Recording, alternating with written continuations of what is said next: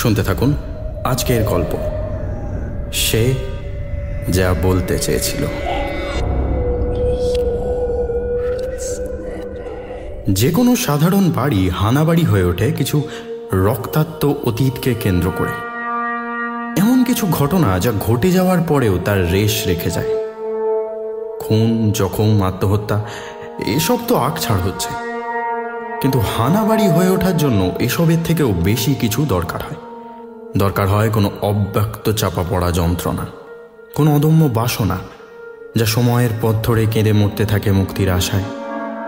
প্রত্যেক ভয়ার্ত পথিকের চোখে সংকেতে ধরা দিতে চায়, কিছু বলতে চায়। আজ আমরাও গিয়ে হাজির হব এমনই এক হানাবাড়িতে। রক্তের ছোপ লাগা দেওয়ালের প্রতিটি ইটের গায়ে কান রেখে শোনার চেষ্টা করব সমস্ত অব্যক্ত চিৎকার।